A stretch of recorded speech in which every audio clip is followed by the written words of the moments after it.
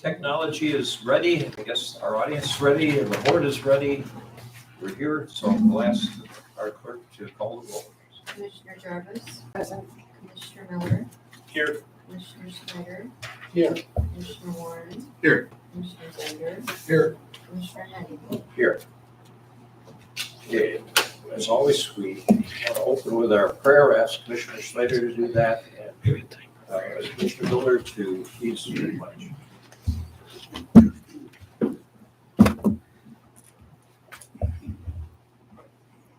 Dear Lord, we are privileged to call you our Heavenly Father. We thank you for this and for all your blessings freely given.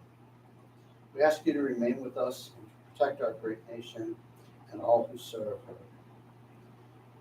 Lord, we see so many within our community, within our state, within our nation, within our world that are suffering from disasters, and our thoughts are with all of those in Florida, and our prayers are with all of those in harm's way from the storm there, with those in Ukraine and all those suffering the injustice and inhumanities of war, famine.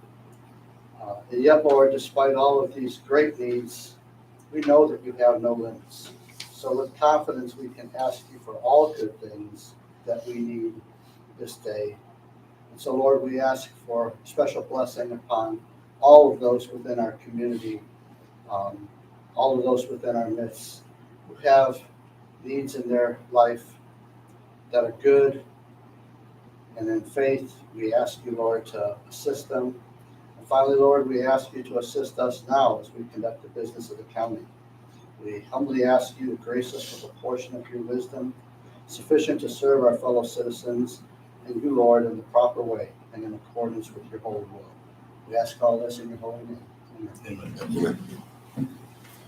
I pledge allegiance to the flag of the United States of America and to the republic for which it stands, one nation, under God, indivisible, with liberty and justice for all. Okay. Thank you. And we have the agenda before us. I think there may be one or two additions. I've got an addition for the sheriff's vote. It was given. We'll add on. That's okay. And I would request that we do not add that on this week. I don't see the sheriff here, and personally, I have some questions about this.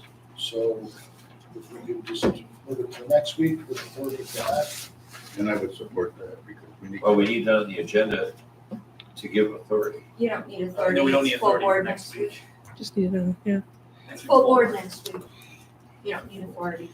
So we just move it to next week. We just put this on. Well, the then agenda. it doesn't go through any pre-discussion. So all of the discussion would be next week. Because the discussion, we need to go back and forth, but we can't really talk about it without having. And we can introduce the topic. Can we just direct the clerk to just make this part of the agenda next week? Because you guys, the clerk's office do the full board agendas, we do the whole agenda. I'm gonna, let's try it this way. I'm gonna approve this to be put on the agenda with a note to it that it's gonna be forwarded to the following meeting. So that way you say this is there. You want to document it, right, what you're saying, right? And we can discuss it later. We don't have to discuss it during this time. There's other effort. We have to get more information before we can discuss it. Well, we can bring it up. Without the sheriff, we're not going to discuss it very far. Right. Because we're missing that information. Okay, so we're okay to have that. That's fine. Okay.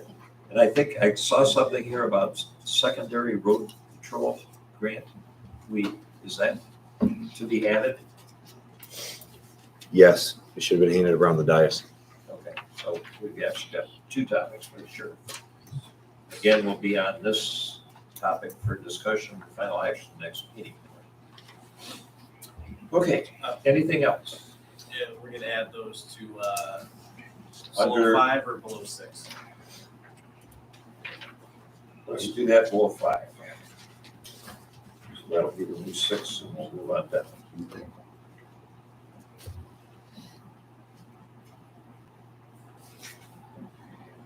Okay, any others that I've missed? Okay, seeing none, motion to approve I make the motion to approve. for those additions, discussion? Okay, we've got support here, Commissioner Jarvis. Any further discussion? Seeing none, those in favor say aye. Aye. Those opposed, no. Minutes for September 15th, draft. I make the motion to approve. Support. Any corrections? Seeing none, all those in favor say aye. Aye. Those opposed, no. And traveling around maybe folders, I see several. So, word can be aware of those, but bring things up as needed. Department head updates or other updates from our departments. Good morning. Good morning. All right, so some updates with animal control. You guys might have seen or heard a couple weeks ago was the Wastewater event at the fairgrounds. Last year we had, can you not hear me? I'm sorry. Last year we had a lot of dogs come out of the Waters event. We had puppies that were sick, they got parvovirus or kennel, and then we also had some secondary exposures to adult dogs, which ultimately resulted in some of those dogs dying, some of them being surrendered to various rescues, and then others choosing euthanasia because of the costs associated with those vet bills. We met with the Water staff last fall to talk about how we could change that event to make this a healthier event for the dogs in our community, because we have so many dogs that go there and they get a secondary exposure, and people don't really realize when they go to a public event just what their dog could pick up because they're not vaccinated properly. We gave them a lot of tips and pointers. They were very, very receptive and happy to have us. So this year we actually helped them with that event. So we checked in all their puppies, we made sure that they were vaccinated. We spoke to all their breeders, made sure that those puppies were healthy enough to be sold and that they were appropriately aged to be sold to their parents. All the breeders were great to work with, and we got to work with Michigan Hunting Dog Federation too. And then I'm happy to report that we have not had any reports of canine coronavirus this year from that event. So it's been about 3 weeks from the event, and we haven't had a single dog reported to us sick from it. So that's a huge win for us. We are going to schedule a huge maintenance day, October 26th. So lately we've had some issues with our kennel drains. If you've never been to animal control, all of our drains in our kennels have to be scrubbed down every single day. So they have a drain at the back of their kennel, and that drain system kind of goes like around that kennel room, and then all flows out into the sewer. We had some issues with like hair getting clogged in there, and food gets moist in there and it clogs up, all that good stuff. But we had it snaked, and then we were still having issues with that drain, the way that it flows, and the kennel just smelled. So we are going to do a big annual shelter maintenance day with all of our staff and volunteers on October 26th. And we're going to remove all of the drain covers from our drains and scrub and sanitize all of those before we go into winter. So hopefully that'll solve our problem. Do you have a question? I'm a little, I guess, you're going to remove the covers. That'll allow everything in? So There's the no drain strainer is as it were? the drain is like a shallow canal, so there's just like a plastic cover that's like slotted on top of it. So you push everything down into the drain through the cover, but the covers will build up hair on the backside of them, and then ultimately clogs the drain. So we have to remove all those covers. We have to get all that hair off, so we don't keep having issues with the drain, and to help her smell in the kennel room, just because it's not sanitary and it's just really moisture. Rachel, I think Ray's getting confused when you say removing the covers. You're removing them to clean them. Yeah. Putting them back on. Yes. Yeah, no, Okay. no. That's, No, just a quick process. They all get pulled off. They'll get scrubbed and sanitized and put back on. The canal has to still have a cover on it. If not, dogs will do damage to that drain. Third thing I have for you is that Friends of Lapeer County Animal Control is having a dog walk October 16th, 12 p.m. at Hadley Hills Equestrian Park. So they're gonna have costume contests and door prizes and all that kind of good stuff. If you and your family want to get out and walk. So, you guys have any questions for me? So your Woods and Waters event, and with you guys monitoring the breeders that came to that event, was anybody turned away because of the health conditions of dogs? We did have one person that I turned away on Saturday because his dogs very clearly had parasites. And then we did have a couple of breeders that chose not to show up once they confirmed that we were actually there. And that was because they didn't have their vaccines. So overall, it was still a really good turnout. We had a lot of breeders. That tent was still full of puppies. So we were happy that they could still have it. And it was just healthy enough for everyone. And Tom and Randy from Woods and Waters, at least the feeling that I got, they were extremely grateful that you were there and very pleased. Yeah, so it kind of gave us a little bit of a leg up so that next year we can make some even stronger recommendations, especially concerning the public dogs. But they were really pleased with us. They were happy that, the public and the breeders were happy to see us. Everybody was very, very receptive. And people that had gotten dogs out of there in years past and that had ended up paying thousands in vet bills, they were ecstatic to see us and to see the culture of that event change and to be held to a higher standard. So I think all in all, it was a win for all of us. Great job. Thanks. Thank you. Thank you. And other departments that would like to make a report at this point? Okay, seeing none, then we go to public time. Would indicate to the public this is a good time to make comments, including any items on the agenda that you want to speak to. I think there are some people here in reference to our Lapeer Dam topic. And I'll make one more suggestion too. When you go up to the mic, as we are the same way, we have to get as close as you can to the mic so people can hear what your questions are. Exactly. Good morning. I'm Dale Chesney, the president of the Lake Lapeer Association Board. So, per your request, the Lake Lapeer Association Board was asked to act as a representative to determine whether a majority of impacted households in the drain district supported seeking grants. So that's why I'm here today, is to report on the feedback that we received. Subsequently, after that meeting on the 1st, I may be pushing the 3 minutes, so bear with me, or I'll go very quick. We have 3 minutes. 3 minutes? We have 3 minutes now, but you can also have 3 minutes at the end. So Okay, I'll take the. But you want it now, I think. Well. Yeah, you'll want to hear that at least. Mr. Chairman, but I don't think we should make exceptions in public time. That opens up a crack. I would think that you have the ability to call on them during the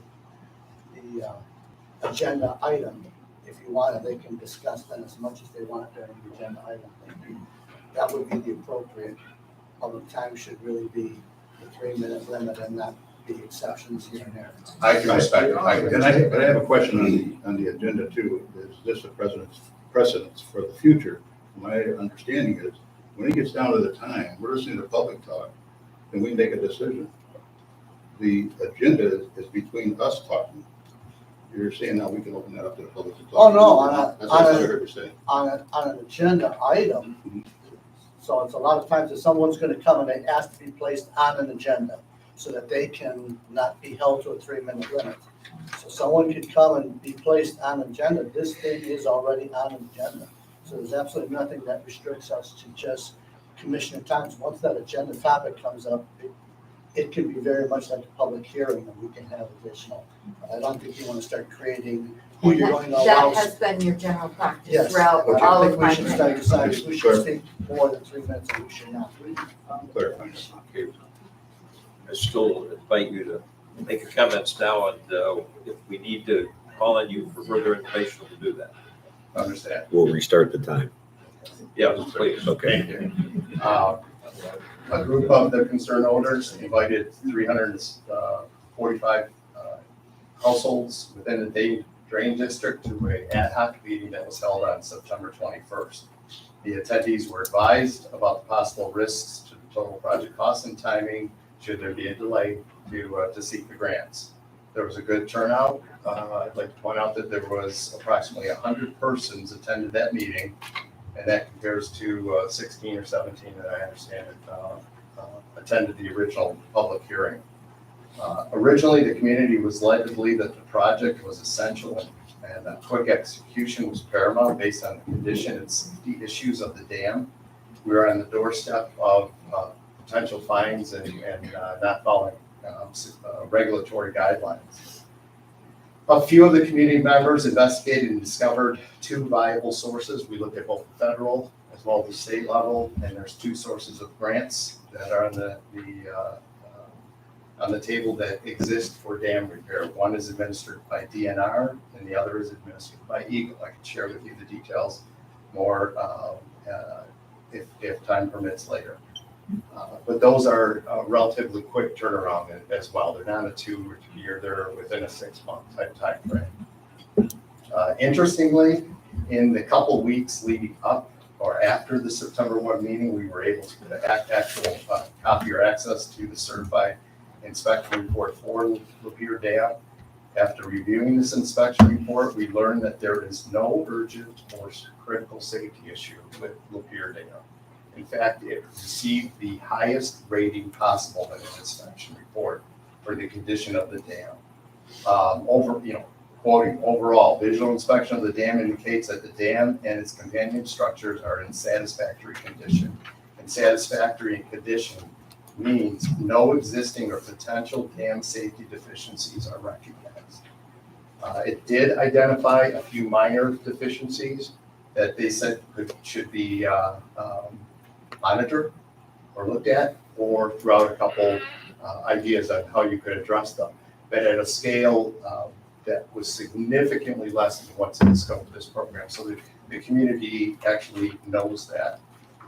During the ad hoc meeting then, a significant number of the people felt that here's was the secondary message, because we went in, do you want grants?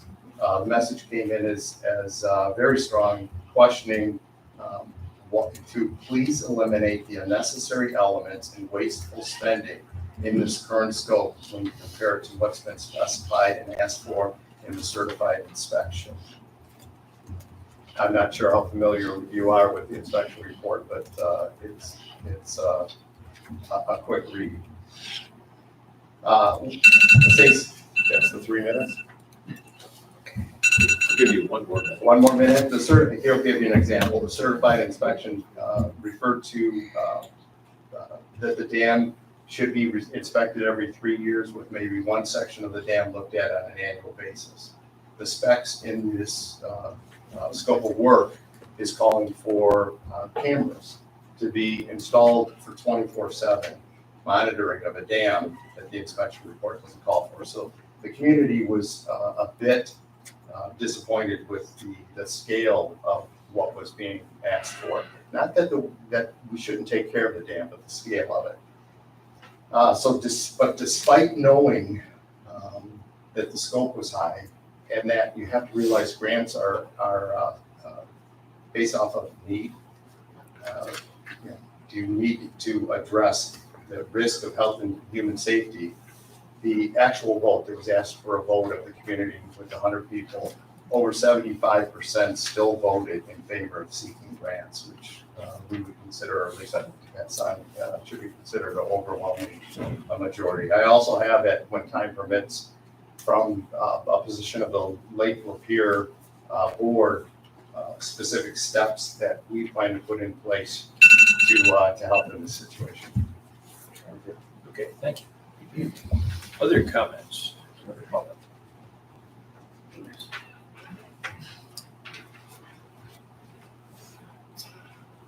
Hello, I'm David West, and I'm here also for the dam and as a board member. And I was the one that brought this up to your desk. Obviously 3 minutes, it's not a big read, just quick. So what you're looking at on that picture right there, and I'm just going on one part of the job scope, is this platform. This steel platform right here is only 13 feet by 13 feet. That is it. And on that inspection report, which is right here for you, that he writes in there, and I have it highlighted on fourth page on page 4. They recommend sandblast and spray with rust prevention paint or replace. It also says, replace the safety railing with non-corrosive type railing. If I refer you back to that picture, please, if you see the railing around there, this is original railing, okay? There is a pieces missing off this railing. It just was not built 50 years ago with that missing. And I know you guys have probably sold homes or something, and railings have got code, and those railings are not the height to code. So, we got to replace the railing and bring those up to code. The rest you see, that is 13 feet by 13 feet. We've got looks like a real tight quote here.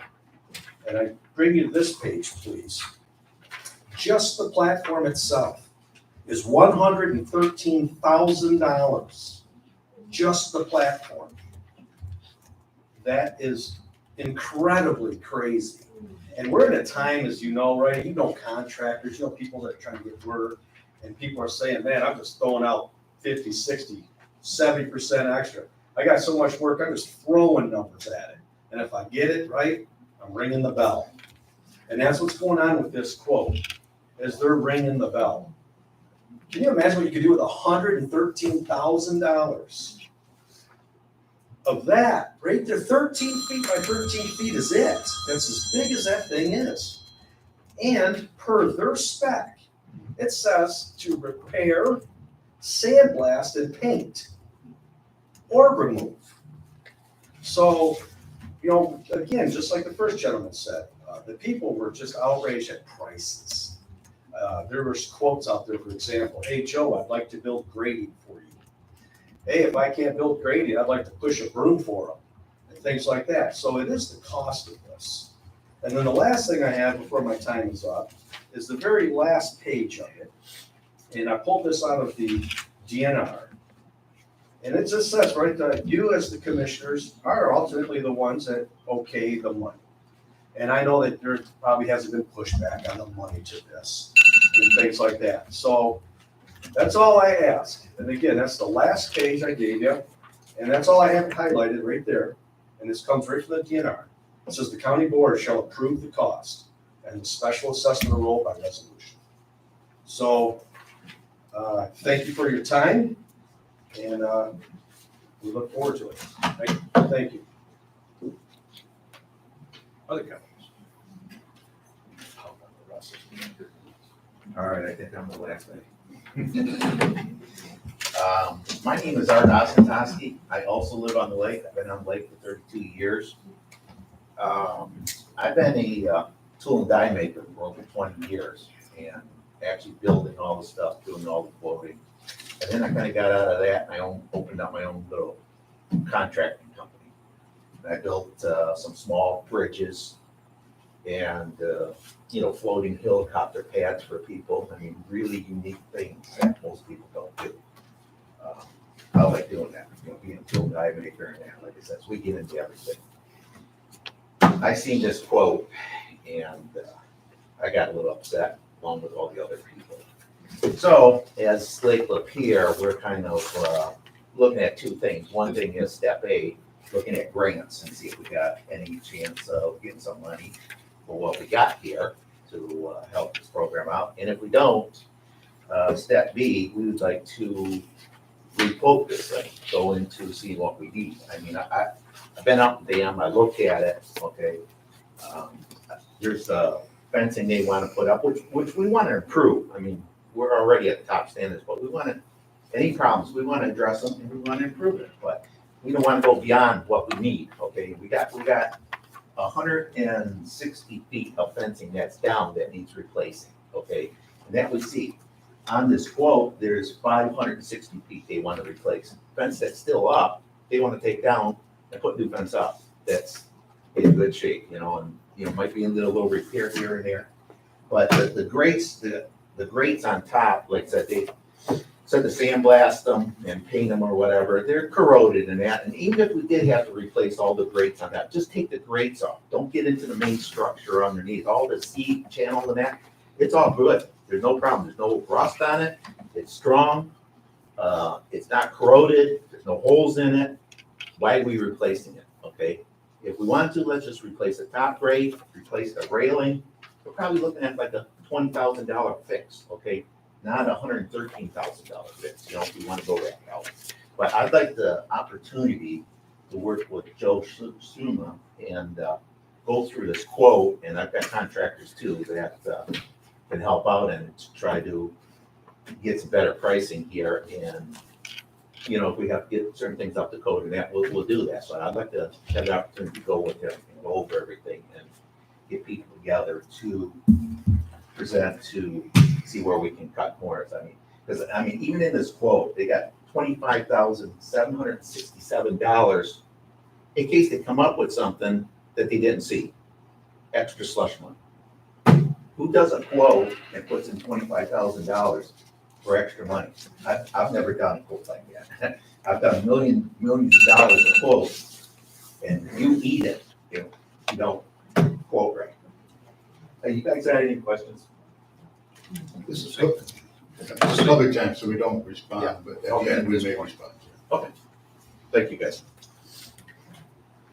Okay, other members of the public on this or other topics? Good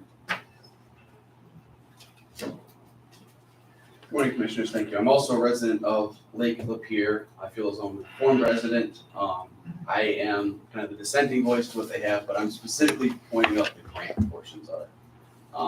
I work for Opengov County. I am the Drain Commissioner's dam guy. That's what I do day in and day out. I do apply for grants and try and get them for my 50+ dams.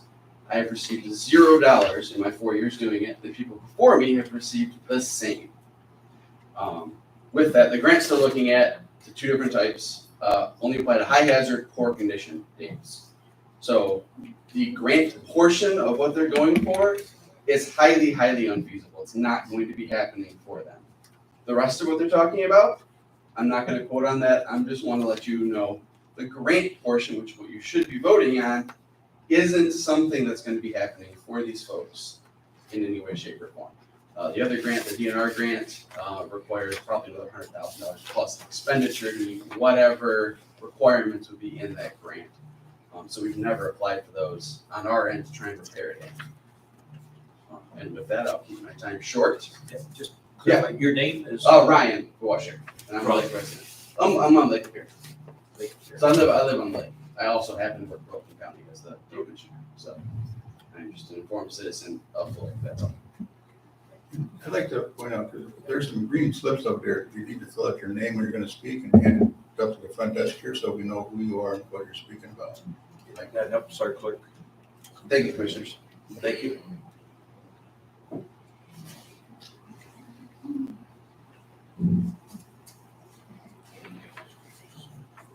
That was quite an interesting discussion. Okay, I have a few more reasons many people would like to have a hand count after the November 8 election. I've talked about this before, and I just have another reason for you. Another true story. On Tuesday, August 2nd in Cherokee County, Kansas voters cast ballots in another county commissioner primary. Kansas law requires an audit of a single federal, statewide, legislative, and county race in even-numbered years during a non-presidential year. That's how they do it in Kansas. Last week, voters got lucky when Cherokee County drew the straw, and its election underwent an audit. They drew the straw. The election results found one challenger, Mr. Nichols, to be the primary race winner, but the only audit of a county race in the state revealed that a thumb drive had flipped votes. The audit found this. A hand recount proved that the incumbent commissioner, Frazier, had actually won. The county clerk said that authorities found improper programming on the electronic voting system thumb drives. Improper programming. So they switched the winner. The problem is Kansas voters don't know if this was an isolated incident. All the races were not checked since one was incorrect. Kansas voters have a problem with this, and Michigan voters do too. So now a Kansas citizen has a lawsuit against the Secretary of State and is seeking a total recount for the primary election. The lawsuit states every electronic voting machine and thumb drive in the Kansas election system is suspect until proven otherwise. That's what I think.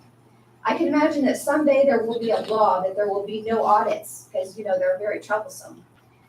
Or that the audits won't be reported. For some reason, it is very important to our elected officials to hold on to these electronic voting machines. These problems could be solved with hand counts of elections. Another fact to share is that a federal cybersecurity agency had a study it shared with the Associated Press. This study revealed that 16 states had hardware issues that needed patching to avoid exploitation, like, hacking in future elections. Now Dominion says those issues were fixed with updated versions. These voting machines have to be constantly updated to supposedly keep them safe from hacking. At what point are they secure? Do we know if they ever are? In my mind, like the law, which should be very transparent and easily understood by all, so should our voting systems not necessitate experts for our clerks to call for maintenance, etc. We should also not be constantly paying for updates and new machines. That's not a good use of my money. Because the media does not share many details about what the people are thinking about their election process, I read 2 weeks later of issues in elections and the voice of the people that they don't want the system anymore. 2 Colorado counties are suing their commissioners and clerk for the right to hand count their own elections. Several Kansas counties are pushing to do hand counts as well. There are 2 counties in this country, Washington County, Wisconsin, and Nye County, Nevada, that are already set to do it. Our Lapeer commissioners with our county clerk need to do a hand count in Lapeer County. Along with the voters, our elected officials have to change the error-ridden, hackable voting system that we use. Thank you. Thank you.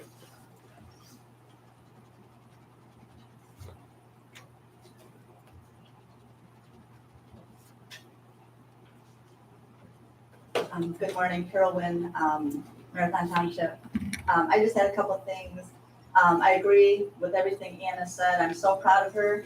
She is spending hours and hours and hours reading Michigan election laws, and she is spending hours speaking to people, listening to people. And I think that's the most important thing we need to do is listen to people with their concerns. I keep hearing this lately, vote the Amish way, all paper, no machines, and I couldn't agree more. Also, there's been a lot of talk about the absentee ballots that are counted behind closed doors. Now, that might be okay, that might be legal, whatever, but I think that all absentee ballots should be counted in the public. And people, they're gonna say, like at our township, it's not a huge room, we're not crowded. They could be counted behind the counters, right there where everyone can see what's going on. Going back to the schools, I don't know if you're aware of everything with the pornography in schools, but pornography is in schools, is in the schools. It is in the libraries. There are parents that are getting it out. I don't know if you heard about Dearborn, but they're standing up and they're putting people in place that can do something about this. Apparently, there are people that won't do anything about it, but they're putting people in place that will. There's something called the Michigan E-Library. So not only are those books probably on your shelves, and a lot of schools are taking the books out of the library and putting them into the classroom. So the parents don't even know. Go to the library, it's not there. Oh, that's right, because it's in so-and-so's classroom. The Michigan E-Library is the electronic library where kids can get on in their schools and order these books. So that book might not be on the shelf, but guess what? They can get it through Michigan E-Library. We've got to stand up. We've got to. You've got to stand up for what's right and protect our children. Our children are what matter. Also, HB 4722 goes back to the Airbnbs that Michigan Association of Planning, they're like vote no against this because they want to take control because they're being lobbied by motels, hotels, that business. People should be able to have a rental. If they're doing the right thing, they should be able to have a rental. So I disagree with them. And this HB 4722 is very, very easy to read, very plain. And the other thing, there was a quote that I saw this week, Lincoln. How many legs does a dog have if you call its tail a leg? 4. Calling the tail of a leg doesn't make it a leg.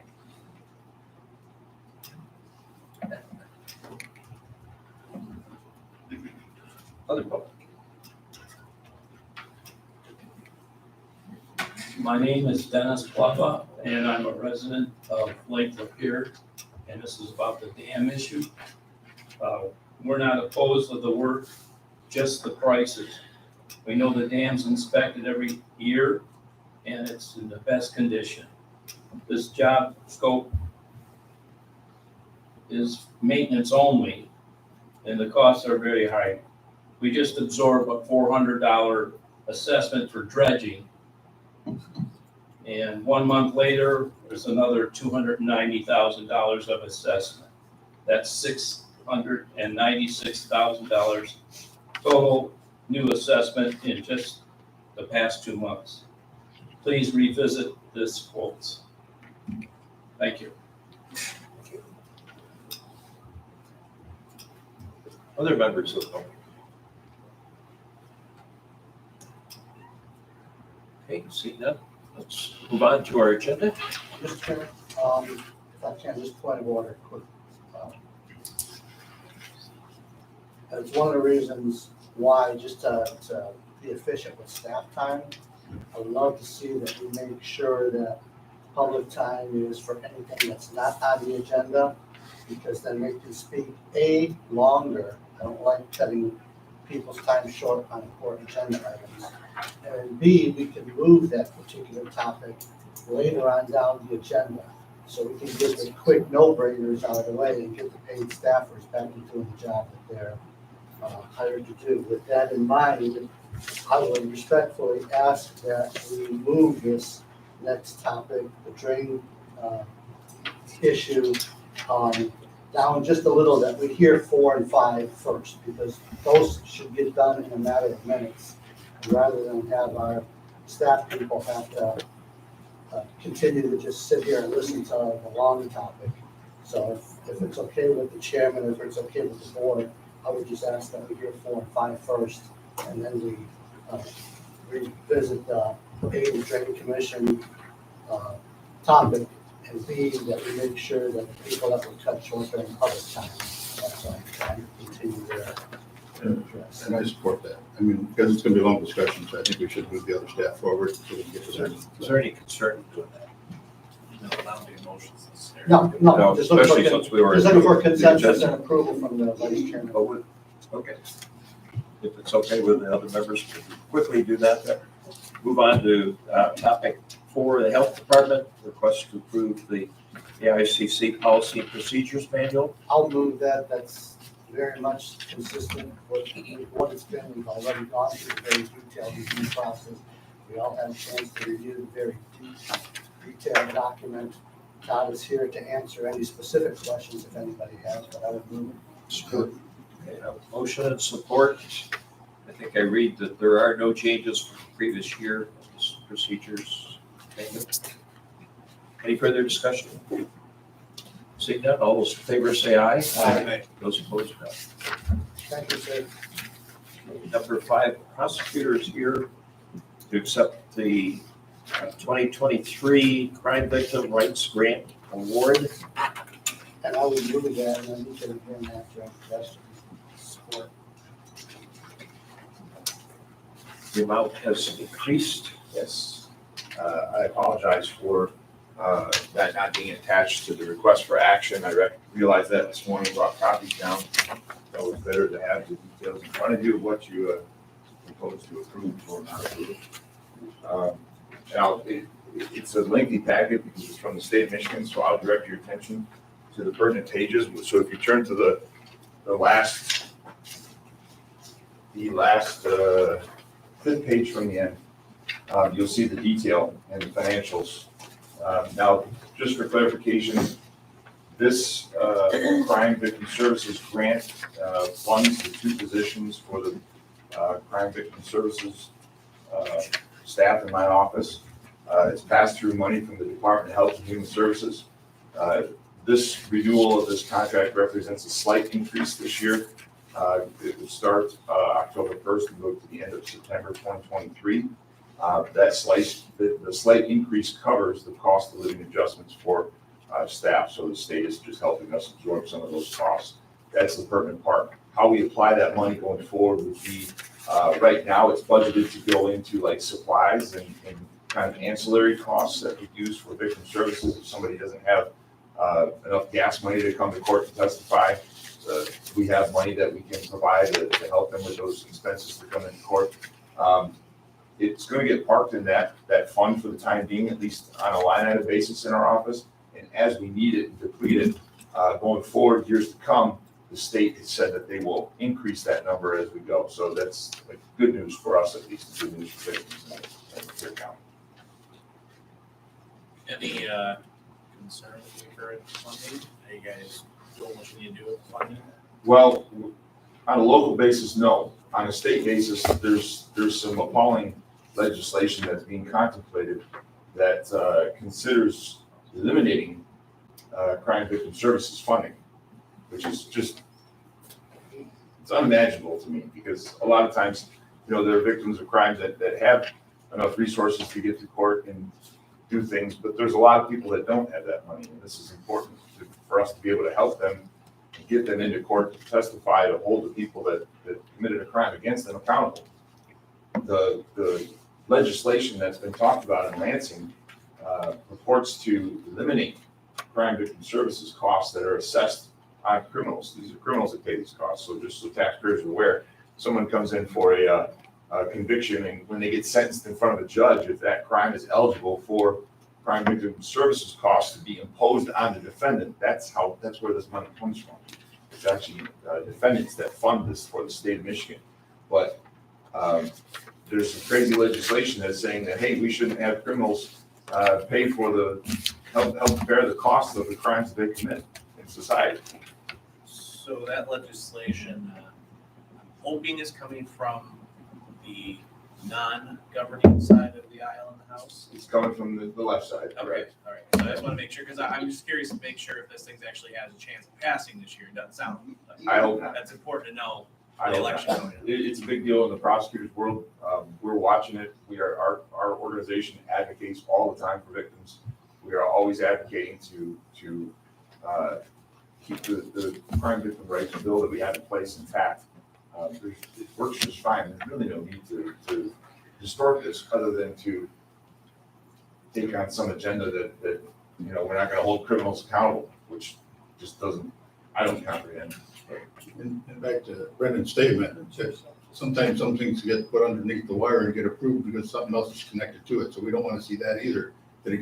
So we all have to be aware that this is out there. A lot of people don't even realize that can be taken away. Yeah. And that's what's going on with this country. A lot of things are being taken care of. So And don't just say it's on the other side. If it slips in there, it's on your side. And if that were to happen, our victim services staff in our office, which is 2 full-time people, we wouldn't have funding for it. We'd be in a position that we'd have to have some conversation about how we would try to fund that locally instead of having the state fund it for us. Okay, this is something we've done for many years. This administration, including our chief financial officer, have any concerns? None.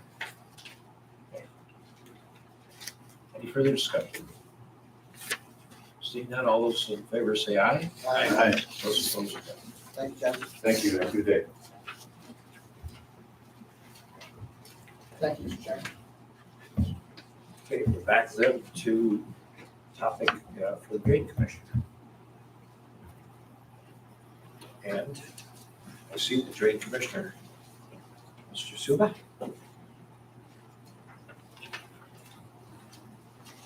Good morning. Morning. I passed out some pictures of the rack this morning to all of you.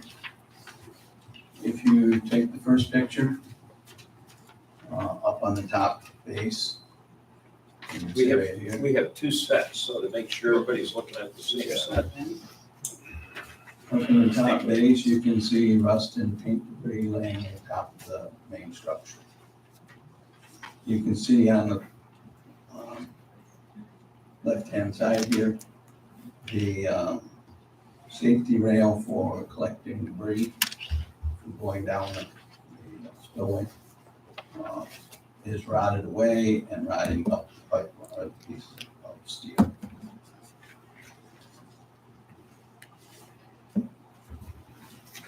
second picture is the entire rack. And even in black and white, you can see the discoloration through the main area of the decking. This is the rust effect coming out through the paint. Picture 3 is the catch rack that catches the debris along the side. The whole bottom is rotten, bent up, deteriorated away, and that's working up those pieces of metal.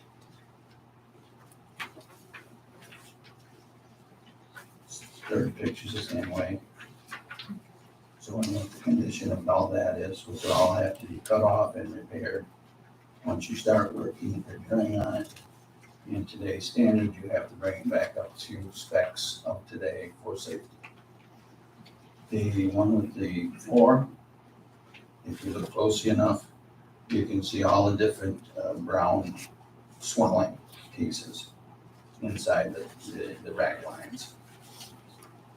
Anybody got difficulty with that? If you look right at the bars, you can see heavy spots. Okay. In the bar. Anybody not seeing that?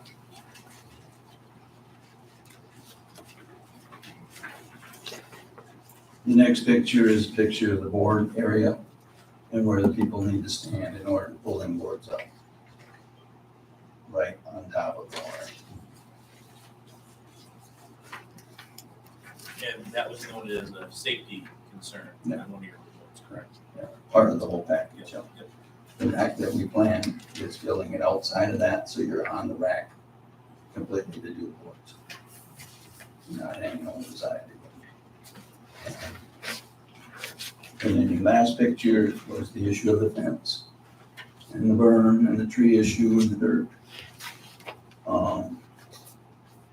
The neighbor house is right there. You've got a cement block wall that was installed this year.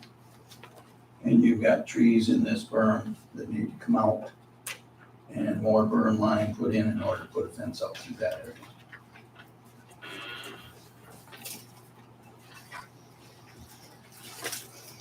I think I had showed you this design of the rack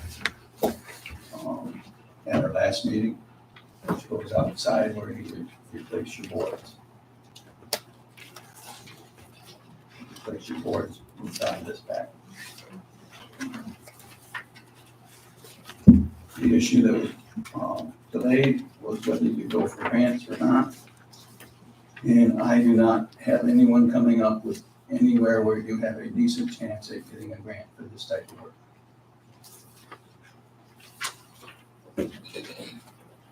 Any questions from the board? Questions? I just want to ask you a question, broad, top roll down. Then we can ask a specific question.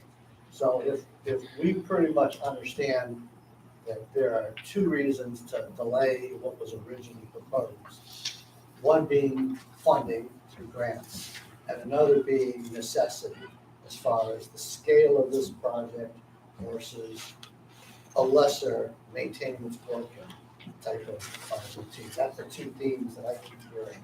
I'm hoping that you can see in the pictures that to try and repair something that's over 50 years old. And I'll get to that in a second. I just want to try to make sure I'm hearing the same thing. So two main reasons why there seem to be issues among the residents. The theme that I'm hearing is either number one, pursuing a different source of funding, or number two, that the proposed scale of the project doesn't need to be.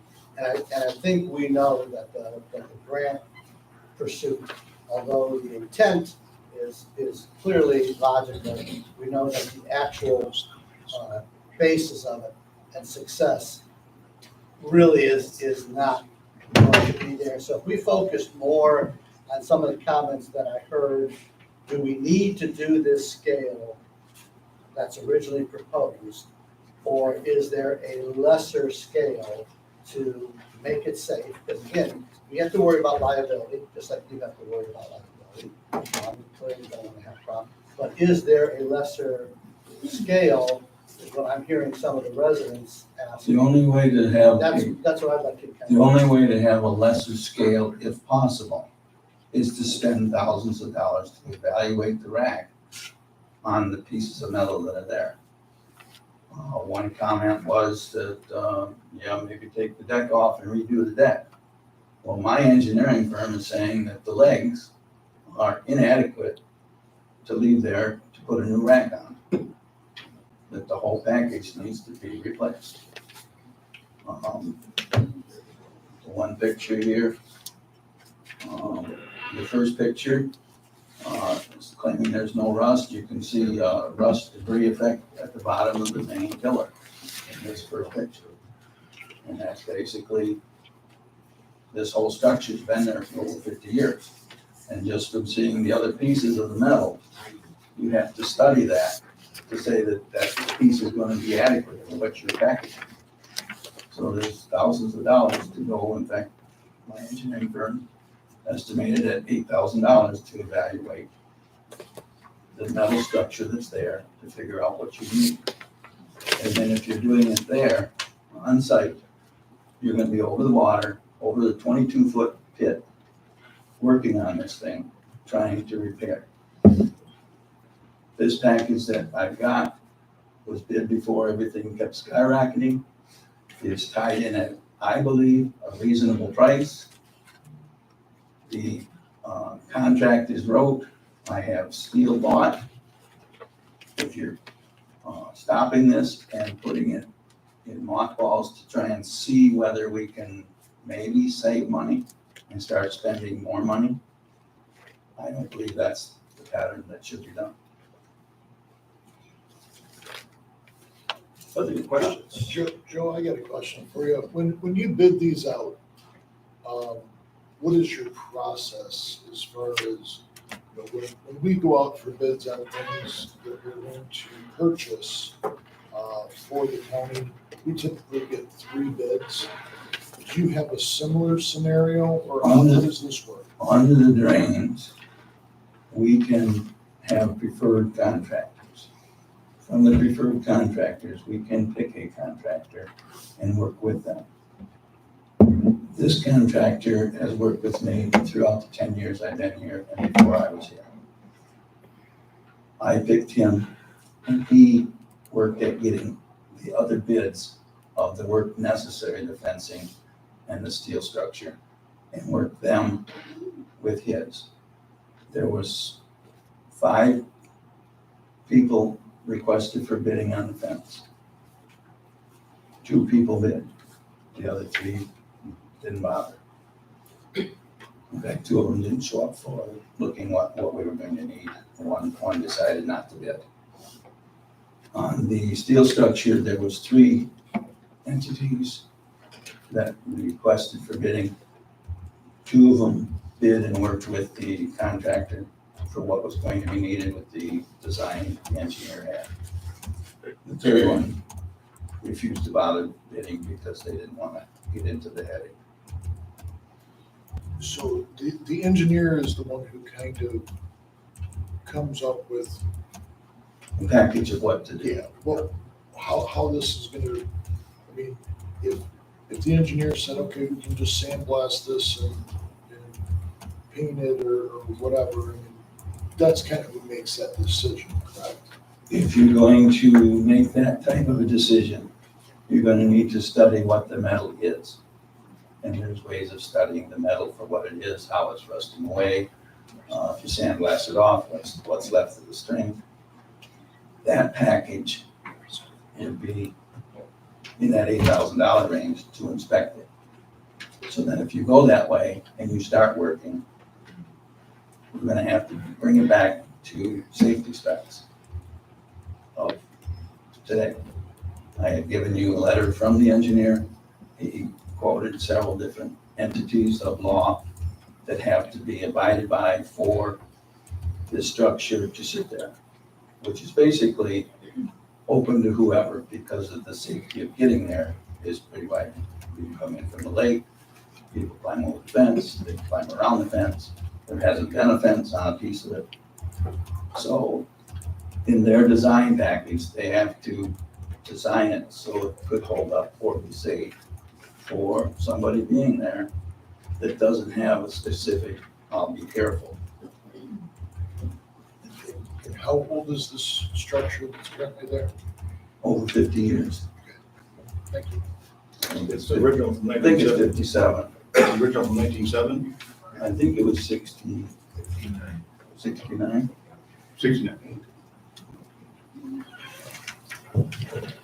Other questions? Yeah, I did have a question. I know that there was questions regarding the cameras. I know that was brought up. What are your thoughts on that? I would like to see them. There's been a discussion about not having them. If it's an issue, I can pull it from the contract. I prefer not to. In looking at what we were choosing for the cameras, there may be an upgrade in order to have what I was wanting, which was 24 hours. The package that got offered to me is more like clips. Okay, and then just a question on the process. You should probably be able to answer this. It might be the board that might have to fill in some of the gaps, but essentially, one, I think all of us on the board agree with your assessment that something has to be done there. You know, that's your job, not our job. I'm not the dam inspector. But at the same time, we know that there's community concern. So if we were to vote no on this, and give the 6-month delay, the way I understand the timeline to be, would be if they cannot come up with grants, then that 6 months you'll have to rebid, which will almost certainly be at a higher price. I'm And sitting with a legal contract, so we'd have to deal with that. yeah, so you have to also fill that out. So you'd have that issue there, whatever payment has to come out of that. Potential additional funds in the new bidding process. Yes. And then also any potential funds that you incur from the grant writing process as well. Yes. Could also be. So all three of those would be in addition to what's already there. And if the grants don't come through within that 6-month period, that new bill, the new construction amount, the additional grant cost, and the potential legal cost of this current contract would all be assessed to that lake. Is that correct? Right. Okay, just want to clarify that. And if there is a no, I'm sitting on debts and non-paid bills that need to be paid now. Yep, and that will all be assessed to the lake ultimately in the end, right? It would be assessed now, and because if you vote no to allow me to borrow, it needs to be assessed this year. Okay, and then were you present at the Lake Association meeting? Yes, I was. Okay, and did you bring up all those potential cost concerns with them at that meeting? Yes. Okay. Including the unlikely ability to get a grant. Okay, that's all I need to know. There were 49 yes votes and 16 no votes, as told me at the meeting. Okay. Not 75 out of 100. The voting sheets were there on the table and passed out by hand without any recognition of who or what the people were. Understandable. And there's over 300 properties. Okay. Is there a mailing list for what they mail to the 300 properties? A letter for that meeting. I guess I'm going to express a personal opinion here, not as chair, but as a member. I think the big picture here is that we're dealing with a topic, one, the board knows very little about, has no expertise in. We have an elected official here, a drain commissioner, whose job it is to do this. He's gone through a process he goes through hundreds of times within a year, trying to do his best to get our drains and dams and other structures safe. And I Save, done as best we can, and spend as little as we can. So, thank you. Whether we really want to get into the process and start in effect, establish the precedent that we're willing to have any group come in and question how much their project is and how necessary versus the drain commissioner. I think we ought to think about very carefully. We've allowed for some time to go on to do a little thinking ourselves, to get a little bit more information. I think, personally, I think we ought to go ahead with the project based on what we know. And I have a couple of comments on that too, and we said 300 lots, and they brought up 345 surrounding areas apparently affected by the dam, what I'm understanding. But on the lake itself, there's 300 lots. They had a lake association meeting which represented some people that are on the lake. They didn't represent everybody. I understand there was no mailing sent out, but a hand sent out or hand delivered or put in their mailbox.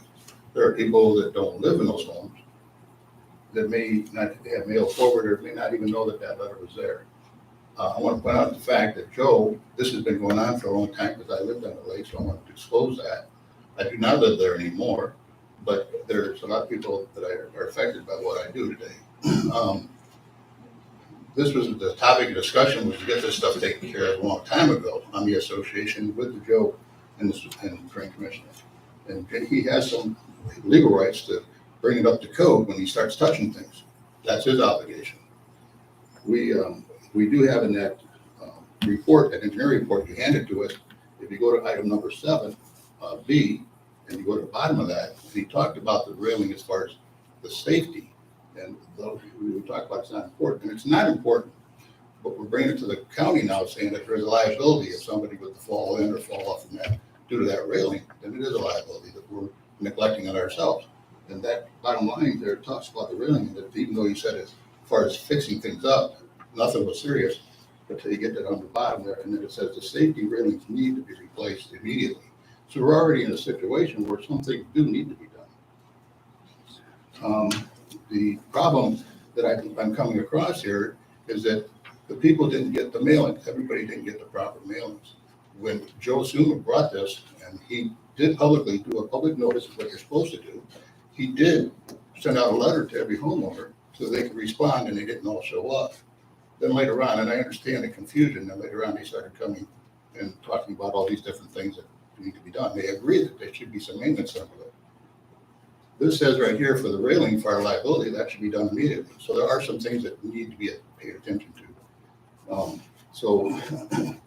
And I don't like to see anybody have to pay money that they shouldn't have to pay, and this would be a better cost. These figures should have been coming to them sooner. But if you guys could have done that due diligence that everybody was aware, then I can see this a little bit better. But right now, I don't even know that every homeowner is aware of this situation. You mentioned that we had 100 people show up. Joe was there. I personally myself was at that meeting. I have the paper count that they gave me at the front desk, how many were there. And there was 49 people there and 16 absentee ballots. That's how many people attended out of 345. So the numbers aren't quite the same in that direction. They had 49 yes votes and 16 no's. That's a total of 54 people, or 65 people, sorry. And some of those that were there, I thought, well, maybe the 16 people absentee voted no, and that wasn't the case, because I do know personally that some people voted no while they're in the meeting. So that's the consensus of the people on their vote. I'm just looking at the liability and obligations that we have. He did his due diligence, so I think we need to weigh that. And this is a project I think that we need to consider moving forward. Mr. Snyder. Yeah, and if I could weigh in, I think your comments were very well spoken.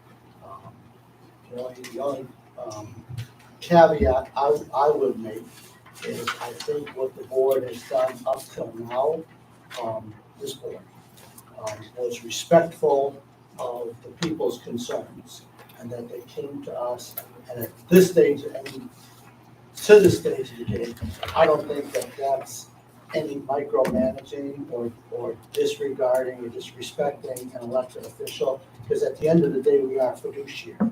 So like, for example, if the sheriff, who's an elected official, does things operationally, we're not going to get involved in that because he is the elected official, he's responsible to the people. But on large expenditures of money, we might move and delay things a couple weeks just to hear from our fiduciary point of view. And I think that's the same thing that was done here with the drain commissioner. I think your comments are very spot on, but at the end of the day, and I've said it before, when you sit up here, you have to be a jack of all trades, but a master of none, and you have to respect the expertise that are elected by the people. That's the way our government is set up. That's why we have elected prosecutors and clerks and drain commissioners and sheriff's departments. So I do put a great deal of weight on our drain commissioner's expertise. I think to this point, though, we wanted to, when issues were raised originally by us, and we heard that the larger neighborhood group was going to be discussing this further, and Joe was going to be meeting with them to make sure that they all specifically understood.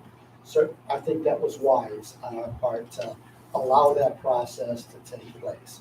Now I do believe it's time to make sure that we do our job, what we're paid to do, which is, to make a decision, so that we don't hold up and cause liability issues or cause biddings and things of that nature. So based on what the other comments have said, I'm prepared to take action today. But before I make the final decision, I would also ask, there were some people that came here, spoke during public time specifically on this topic and fell short of being able to make all of their relevant points.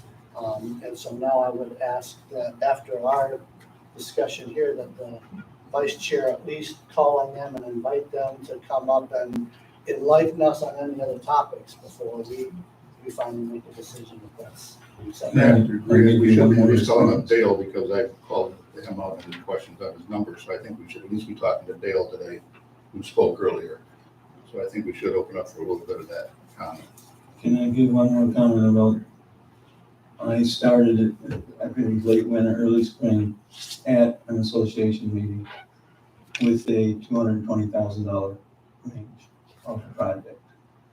Getting into it, there was the issue with the neighbor, with the fencing, and needing a berm line to support the fencing. And I have been at 3 different board meetings with them about the issues. And as we added on money, in particular to the fence line area, it was put it to the people, not about the neighbor. So we are a bit higher because of those issues along the fence line. The rack itself, yes, it's an expensive number, but I believe it'll be a lot more expensive if we start looking for a new price on it. In the event that work is done cheaper than what the budget allows? Whenever they do their work, they do it according to how they're doing it. If they've spent more, the contingency helps cover that so that you don't have to go back to try and borrow. If they spend less, it's there in the pot for this dam, for the future expenses on this dam. Only this dam? No, it's their package. Each one has their own, the dams or the drains have their own account. Doesn't go back to somebody else? And there was mention of the contingency is put on all of our work projects, unless it's a miscellaneous maintenance. All of your bid out projects have a contingency so that pro or con, you run into something, you have some sort of funding without trying to reborrow. Good information, though. Okay, Commissioner Schneider did invite people from the audience who spoke earlier that want to comment. If you want to add some comments. I just want to, specify on the numbers. When I refer to 100 people, there were roughly 100 people there. I can attest, because I happen to support each of the drain commissioners list for the invite. So this was not exclusive, because trying to follow, I'm new to the board on Lake Lapeer, so got asked to be the president, so I want to make sure it was covered. We followed the lake, the drain district invite list. turnaround time didn't really allow us, and there was a suggestion, I thought it was okay to make sure it was actually go out to the doors of the people. We recognize that, everyone's not there, so it was a decision not to mail. So it was to the whole district. There were 100 people roughly there. Obviously, there's, partners, spouses, and so forth. So yes, I referred to not 75 people saying, so to clarify that, I think I was correct when I said 75%. So I just know the math of 49, divided out of South Forest, it's 75%. So to clarify that, I want to make sure that it wasn't. So out of the 100 people, some of those could have been spouses. 2 people in a house. Yeah, They only have one vote. I was doing that to compare to a formal mailing went out to the public. Clearly, people did understand what that actual public hearing was for, because 16 to 17 people showed up at that. It wasn't 16 to 17 people voted for that. So that was my only comparison, to be able to say, well, what was the size of the room of the audience that showed up? So that was it. And with regard to the the experience category, all we had to, of course, we respect the drain commissioner's counsel and wishes, but I was referring to the actual inspection report from the certified third-party objective. Take a look at the dam, and referring to the specifics that were called out on that. Not a engineering company that came out and said, how would you do the work if you were asked? So there's some slight differences between, here is the state level certified inspector of the dam and saying, what do you need to do? And here's what it is. And I could read to you specifically, but that was where, if you read that, you get an idea of, well, there's 2 different scales level. One of the people at the at this ad hoc meeting we had actually said, the inspection reports tells you that if you read it, it's calling for a working Chevy. Give us that Chevy. That, what's been spec'd and scoped and pricing this is a Cadillac with parts that might not work. And the parts that might not work, say, with the reference to the cameras, is everybody then starts, because you leave it open to the audience to talk, say, that dam is in a place that doesn't get a cell signal. So we actually are going to be assessed for installation of cameras that is going to watch a location on 24/7 in an area that doesn't get cell signal, when the inspection report is calling for, at best, an annual look, an annual view of one of the areas of the dam. So that it started to build this, a kind of a little lack of trust. You realize people are acting in the best interest. And I'm here only carrying the message of what I hear. I've got, my own opinion, but this was what the majority said. With regard to the Lake Lapeer board, this is the specific actions that we plan to put in place, just recognizing the dam safety aspect of it. It is number 1, establish a dam safety committee, to be involved. Number 2, we've replaced the association's representative to the Lake Improvement Board to improve the partnership. Because this was one of these where, yes, it took place, it's been taking place over a period of time, but to us, it was a little bit shocking that the actual community didn't know this was happening.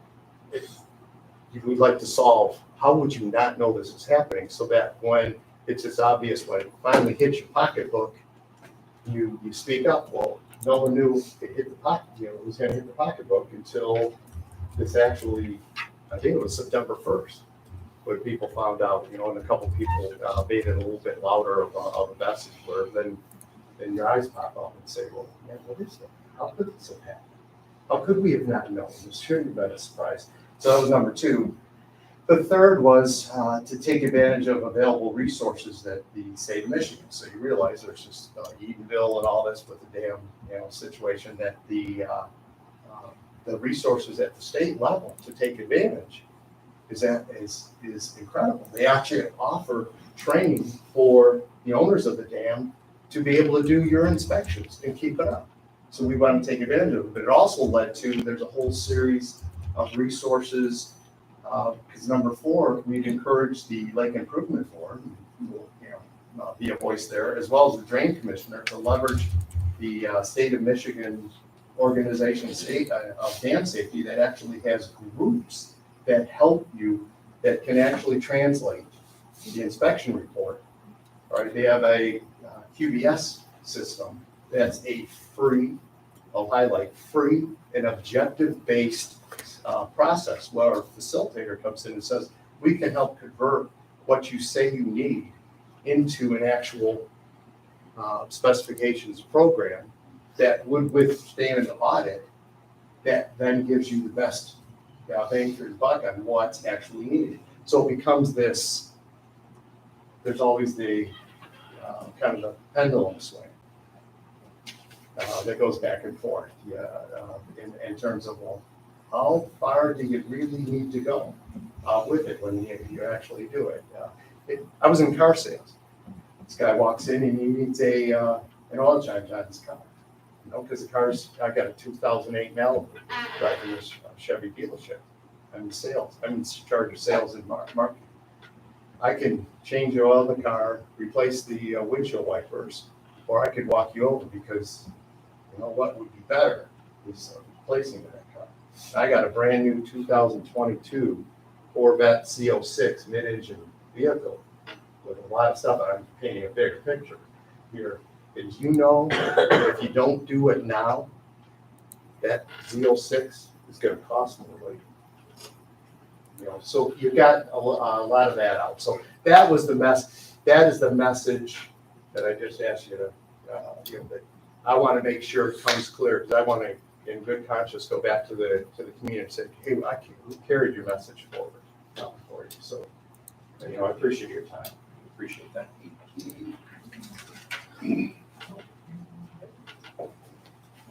We'll let our Drain Commissioner respond to that. There was a September message there. I started in the spring. I had 3 meetings with their board. And now it's a September item of what's going on, what's it costing. The money started talking in the spring. 3 meetings with them, put it to the people. Now they want to change what I got going. Question? I was going to comment. Again, I didn't know anything about this. I got a letter in the mail beginning in September. And I thought it wasn't even about the dredging. I didn't know we're even replacing the dam. I mean, I got no notification. Maybe they did talk to the board, but there was nothing out there. I'm just a regular person on the lake that got wind of this. And I'm not too happy about it. But like I said, it's one thing I do want to talk to you guys about is the issues that are on here. Maybe we can bring them down a little bit, save some money. One thing is the cameras themselves. My understanding, there's no Wi-Fi out there, okay? And now, what else is not out there? Electricity. So you're gonna need batteries. What happens with batteries during the wintertime? Okay, they don't last. So now we got battery replacements and upkeep, and cameras don't constantly need upkeep. Then he's got monitoring. Got a company for $6,000 for every 4 years to monitor our dam. Okay, I don't understand that at all. Okay, then we get to the grade itself, the structure of the grates. I mean, you got an inspector from Saginaw that inspected it, says, yeah, there's some surface rust on it, sandblast it, clean it up or replace it.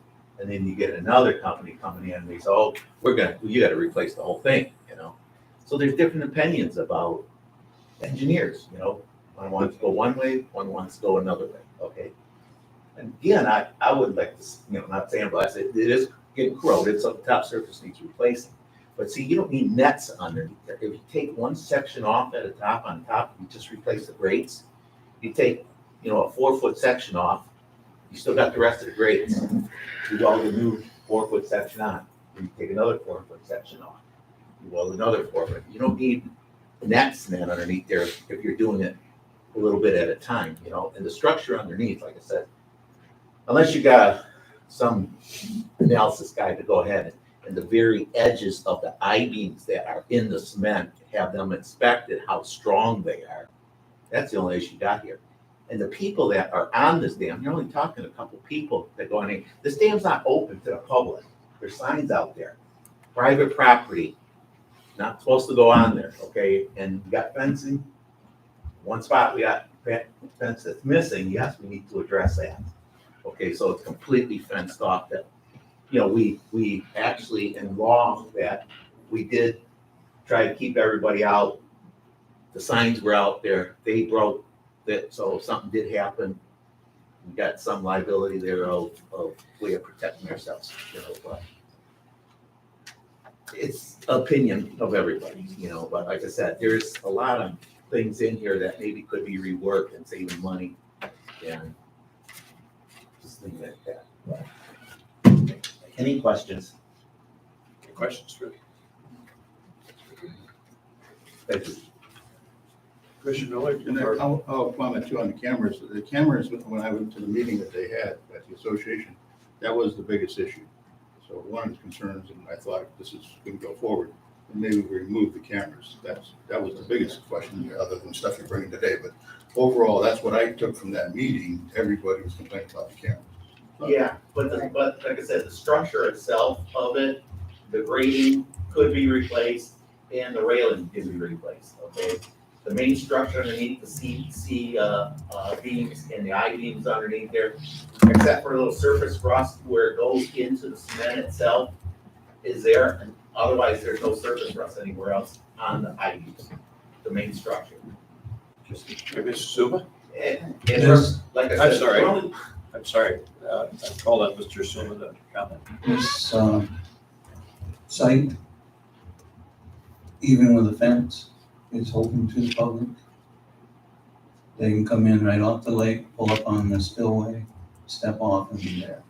They can climb around the fence. They've been climbing around the fence. Years ago, they had me, requested me to prosecute anybody that's coming on the property to trespass. Not really the drain office's responsibility. The responsibility is the safety that it is there. If somebody is on it, that it's safe enough when they're on it. Right now, they're not. Okay. Commissioner Miller, before you had a comment, do you want to? Yeah, I actually want to answer one quick question, then I was going to make a comment. Have to be louder. Yeah, one quick question, then I was going to make a comment. Just on the camera thing,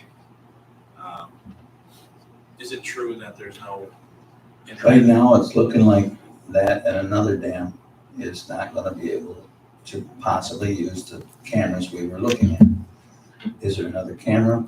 Possibly. If there's no camera that works, it won't be bought. If it's in this package, it would be there for the future. Okay. Their money.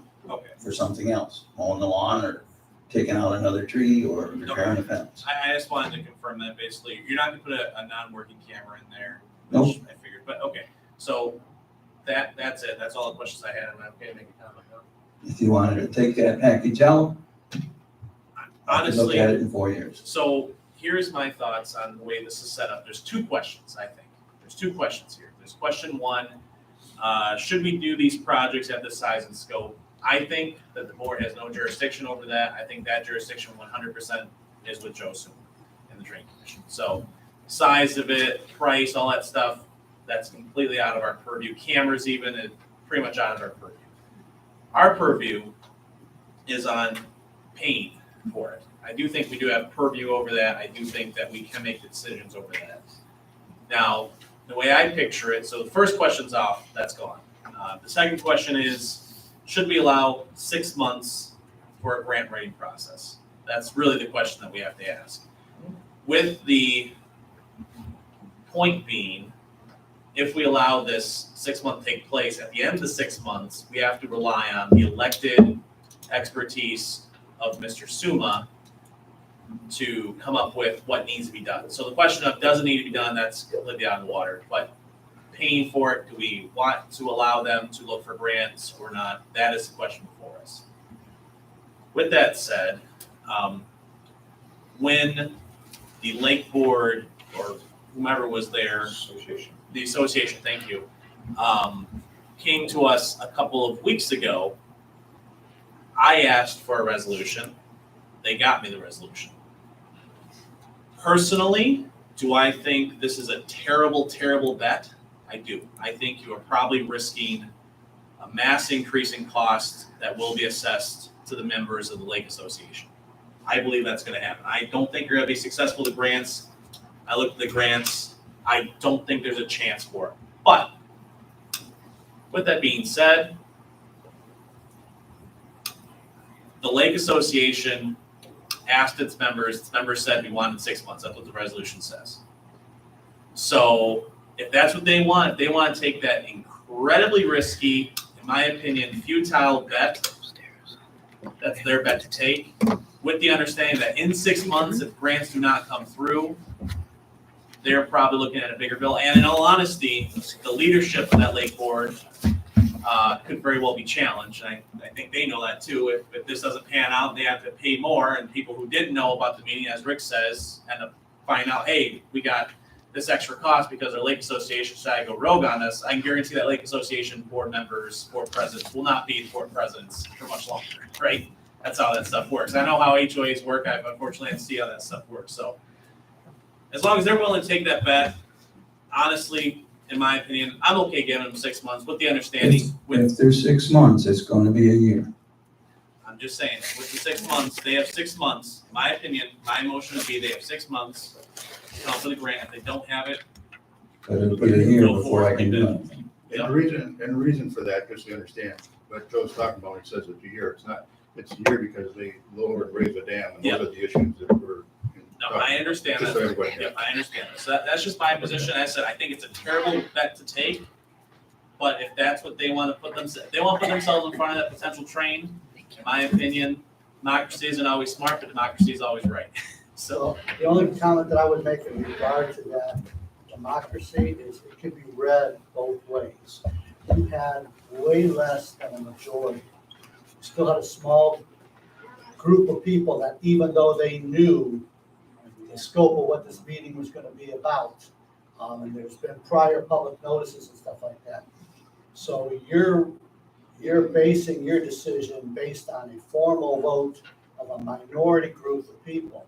And a lot of other perspectives in democracy will say all of those people that didn't shows that it was not an issue with them. So you can also view it both ways. You can view it that there was X number of people that wanted to stop this project and explore grants. And the vast majority of people weren't looking to stop this project at all. So I would point that out. all I would say to that is, all I'd say to that is, if there's an and this is a little bit outside, but pretty close, but when you have a city election and only 25% of people show up to vote, those people who get elected, you can complain about it, but those other 75% of people who didn't show up, they already voted by saying, I'm fine with whatever they did. Simple. I would point out, though, the problem here is it potentially in the notice, that the process that the drain commissioner went through was by the law. With ads and the official notice. The process that I understand was used for this vote was not complete. To that point is, as I said, the Lake Association board president and everyone else who's involved in that leadership, if this doesn't pan out, they took the bet, they had the votes, and they say, I have the support of it, I will guarantee you they themselves will face their own ramifications, and they will probably. I want to point out one more thing about the association, though. The association, like you said, HOA, there is no HOA. I don't. This is a little different than a condo association or homeowner association. This is a local community association. So it doesn't have the powers that those other ones do, just so you understand that. So that represents the people on the lake. As they pointed out, there's people that are off the lake that are also involved. And the public part of it, the legal part of it, like we said, was done. Joe Suma did that. I understand the timing, but when I heard the meeting 2 weeks ago, I listened to that thing live, and you guys did a great job doing that, presenting it. It was supposed to be 2 week delay for the grants. everybody was okay with that except the grants, and of course the cameras came up then, and it came up again last week. So, now you're talking about a grant again, but that's not the issue, because the grant, that, I'm hearing that they want to go over all these different things, which creates other issues and delays. But I'm looking at the 345 people, and how many of those did get notified, so that's my only concern. You know, can I make one more comment? With Commissioner respect Zender wants to be So comment. we agreed a few weeks ago to give these folks some time to examine some grants. Now we're hearing about the scope of the project, all that sort of stuff. Mr. Suma is an elected official. If these folks don't feel that he's doing his job adequately, there's a time and a place to address that, okay? That's the election booth. I know personally with drains, and I would assume that this project is the same way. When Mr. Suma sends out notifications that there's going to be a meeting regarding a drain that never dealt with dams, so I'm assuming it's the same process. There was a full letter, there was an ad in the paper. 17 people showed up. I don't believe there was any board member at all, and yet I've had 3 meetings with the board. So we have a gentleman that works at Oakland County that lives on the lake, that writes grants, and he's saying there's no way these folks are getting grants approved. You have a very, very small number of people, and it was not unanimous to postpone this. We have a very small, when we have 65 people represented out of 350. I'm sorry, I think we need to go with our elected official, his job, his expertise, and we shouldn't challenge that. Okay, Mr. Chesney, you wanted to make one more comment? it was basically, and I hesitate whether I bring it up or not, it was,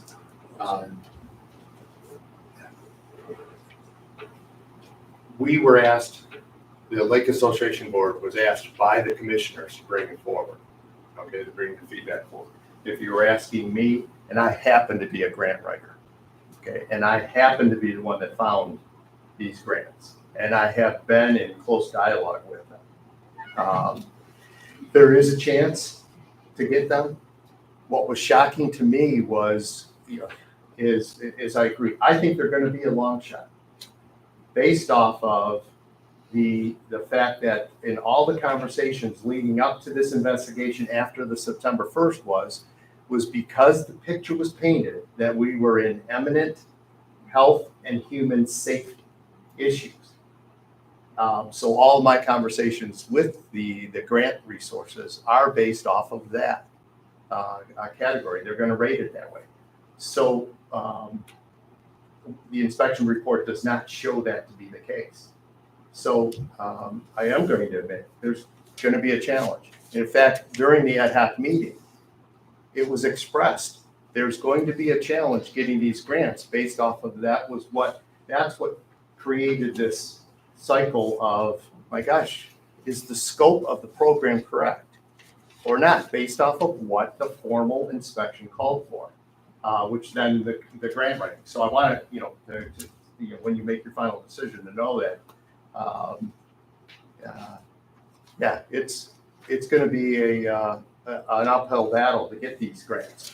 There's a little bit of disturbance to say, why aren't we taking advantage of them, and take advantage of them when we have an opportunity to pay for something. So I'm just carrying the message forward with regard to what the community wants you to consider.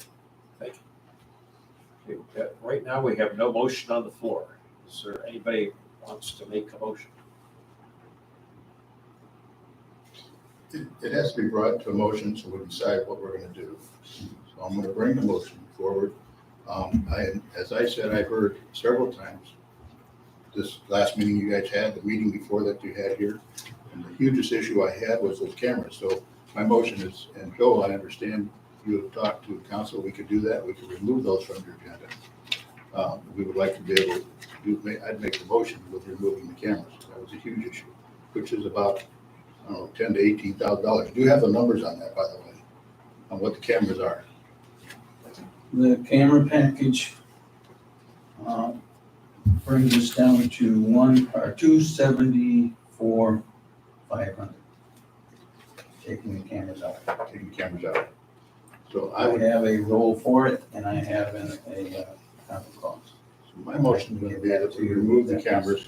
The budget will be for 274 for him to go get the bond, whatever that. 274.5, not to exceed 274.5. So it'd be our draft motion number one with that stipulation about the money. Is that right? I was actually about to ask, With attachment, I can give you this attachment. Yeah, with the, we'll say with the attachment. He has that. I don't think that's that. Can you hand us those attachments? Go. You have those so we can have, you have a copy for all of them? Yeah, So we should have two motions. Yeah, so the first motion, I do believe, is just for allowing it. And then the second motion is the one that is more specific to yours, where you put the number. Okay. So let's make Is that the first correct? motion to Accept the rule. accept. Yep. it and the roll call.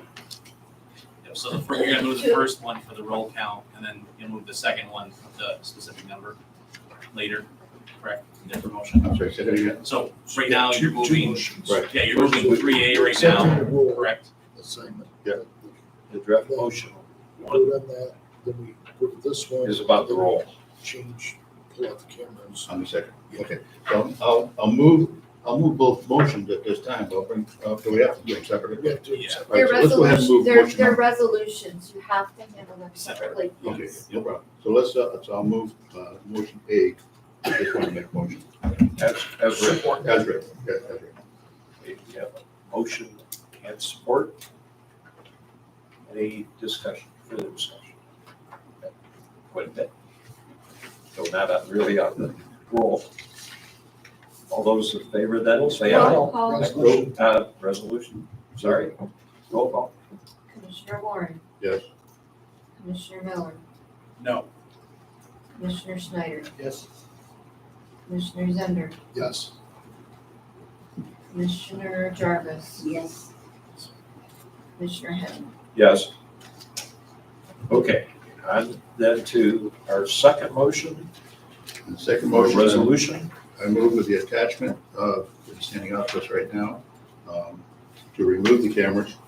So for the grant, for the bond to be issued, we're looking to move forward for $274,500 with the attachment. So the revised budget then is being passed out to be included with. Not to exceed the 274,500. Okay. And I also have the roll and that. I think that's included. Okay, we have a motion. Did we get a second? Yes. For the clerk. I'm getting my copy. We have a motion. Did you get a second? Yes, sir. Okay, we have a motion and a second. Further discussion. Seeing none, then roll call. Commissioner Warren, Yes. Commissioner Schneider, Yes. Commissioner Zender, Yes. Commissioner Jarvis. Yes. Commissioner Miller, No. Commissioner Henning. Yes. Okay. That we have both motions approved. Thank the audience members for taking part in that. If nothing else is processed, I'm sure helped to remind the Drain Commissioner that there's always something to think about in terms of going forward with these projects. And I know he's aware when he's doing it, that he needs to be aware of costs and the quality of the project. Very disappointed at the turnout for our event. This package will be $943.30 for the on lake and 471.65 off of new roll, adjusted some that were splits and were sharing price. They all now have their full price. And there are some that were eliminated, so that clears up the roll and gives me a project to go ahead on. And Read those numbers Thank you. again. wait on things. Can you read those numbers again? 941 on Lake 943.30, and off Lake? 471.65. Thank you. And one last point of clarification, in the resolution, the second resolution, in number 2, we're changing that dollar amount to $274,500. Correct.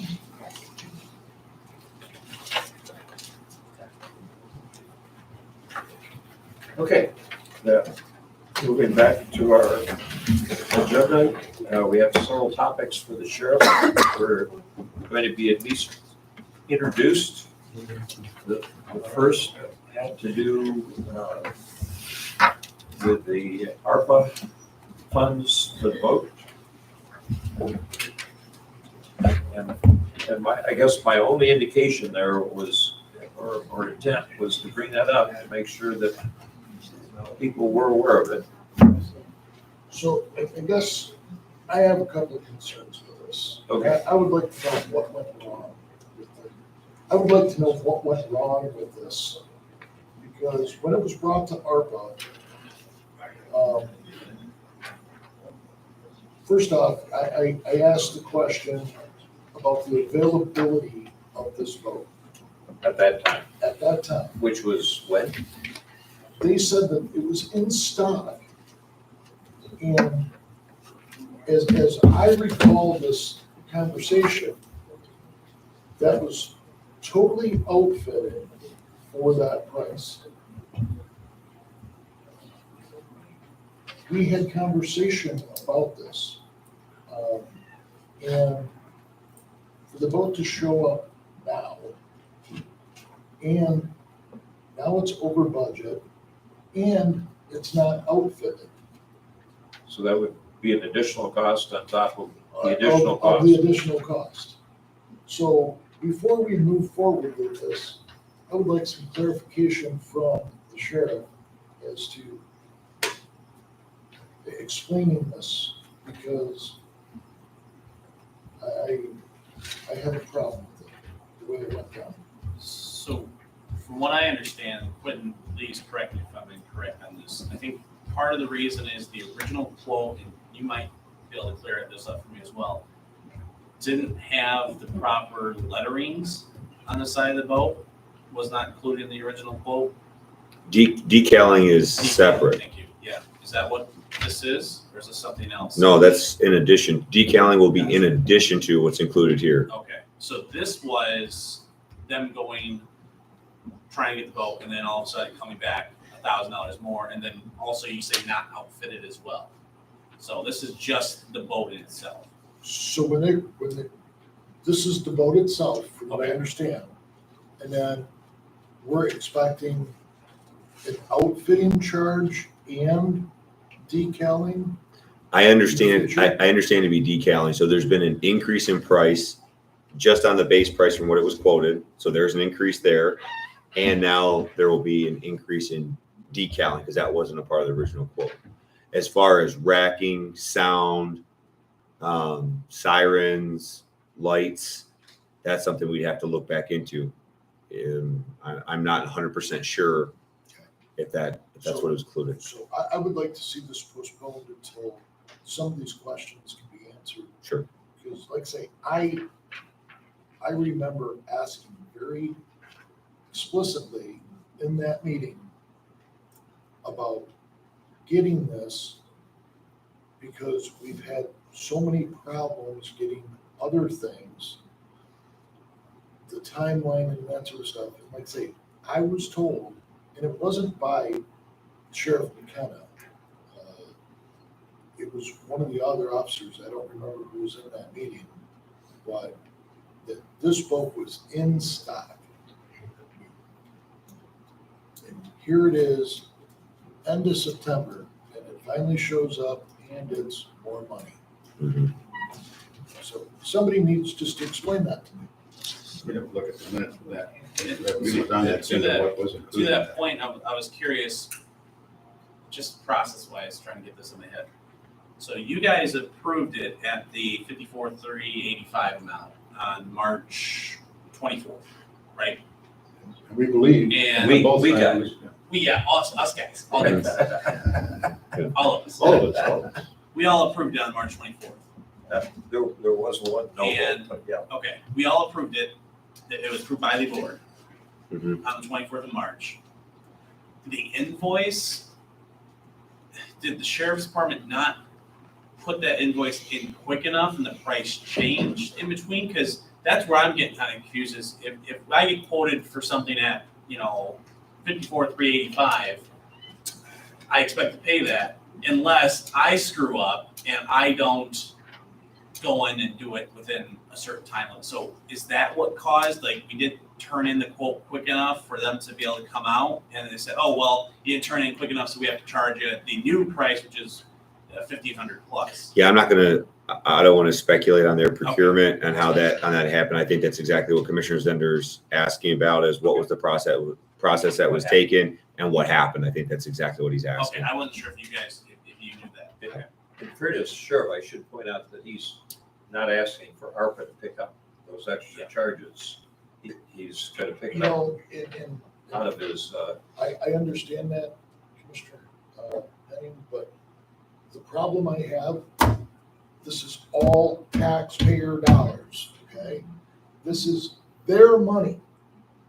And when somebody, puts something forward and we agree on it, if you tell me you want $5,000 for your car and I agreed to buy it, and now you want $5,500 6 months later, we got a problem. Plus the tires. And it sounds Plus like- the tires. It sounds like it's gonna be more actually with the outfitting and the decaling anyhow, so. And I don't know that for sure, so that's the Yeah, we have to- information I are should we, like before. are we ready to move this topic forward maybe to the next meeting? That would, to the full board? That would be fine. Okay, is that a motion? That's a motion. And I'll support it. Okay, so we're just moving the topic forward to the full board meeting next week. Any further discussion? Okay, hearing none, all those in favor say aye. Aye. Those opposed, no. Okay, the second one we have is a package we just have obtained about secondary road patrol, I believe. Yeah, I had a question on this, and I don't know if Quentin, you can answer it, but I noticed that if a renewal, how many years? 44. Yeah, that's what I said too. We can do that? We can just, why haven't we done this 44 Seems years ago? awful far out. Just needs to be corrected. I Very don't front know, page. was it 44 years ago since 1978? Is that what it was? They maybe? started it, then? Yeah, Can we move this to next week and the sheriff can go both weeks? okay. That's a motion? He's moving and I'll support it. Okay. Okay, so we have at least a I study, missed the mover. I got it. I'm- Okay. we have it to study and we can act on it, assuming everything is okay. Any further discussion? Seeing none, all those in favor say aye. Aye. Those opposed, no. Okay. Thank you. Let's see, other topics would include anything from administration about budget, for example, a biennial budget. We're on track to have something submitted. We're going to have budget reviews with department heads. It's still scheduled for that week. We have 4 or 5 departments that we are requesting, and they are requesting a budget hearing. So that is underway and that is on schedule. In addition to that, a process that we started a while ago with Opengov. This is taking all of our information that was typically locked in the CAFR or what we produced online. Wasn't very interactive, definitely wasn't as accessible, definitely wasn't as transparent as the public has been requesting. That system we've been working on is being implemented.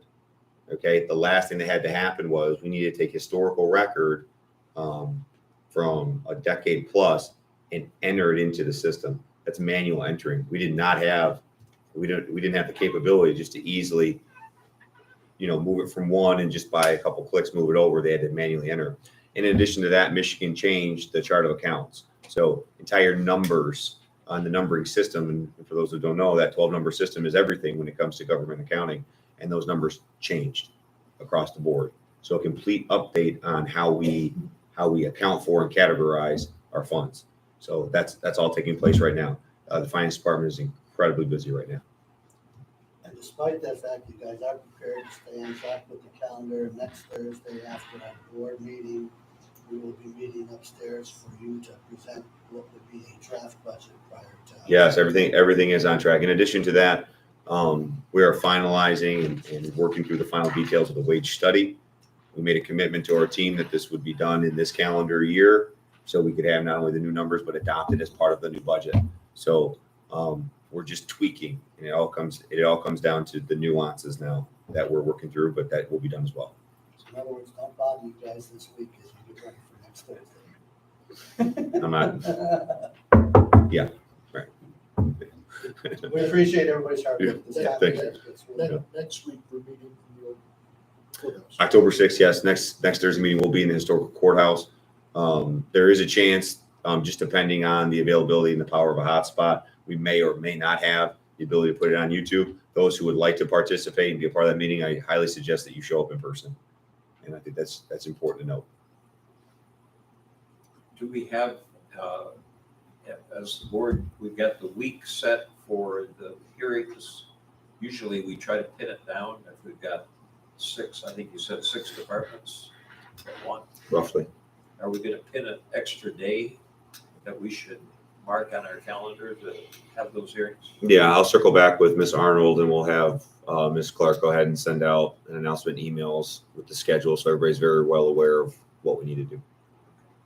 So we can narrow that week down a little bit. Mm-hmm. Okay, any other financial topics or things that you want to? I attended the MERS conference. MERS was this time around is very, very interesting, as there was a deep dive on what's happening generally in the stock market. And if anybody invests, they will know that it is not on an upward trend. It is on a downward trend. That affects us. It very much affects us. We need to be very cognizant of the market as we invest into MERS, and that is our unfunded liabilities. And if we're going to make good on our commitments for our retirees, we do need to be paying attention to those and creating policies and creating practices now that safeguard us against whatever market conditions we have in the future. So I came back with a bunch of new ideas. I think the best quote was from Miss Arnold herself. She says, "You go away for conference, you come back and turn into Mr. Bisco." So I'll take that as a compliment. At the highest level. At the highest level, I'll take that as a compliment. But no, it was very, very eye-opening. And when we have a chance to meet, I have some information to share. Quick question on that. Sure. On the bond issue in particular, I'm sure we're getting slammed on the bond stuff. Bonds are losing right now. U.S. Treasury notes are losing right now. Yeah. Have we talked internally about some strategies on that, or are we just gonna kind of let it lie and see what happens? That's a conversation for our treasurer and I to have about investments. She, as you know, she's a custodian of the money. And she's custodian of the investment. So yes, we need to be paying attention to those because I'm not here for the finance lesson here for everybody's sake, but it's not good right now. And we just need to say it is what it is. Okay.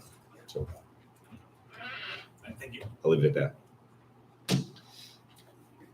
Okay, any other questions or comments from the board? Okay, if not, move to public time.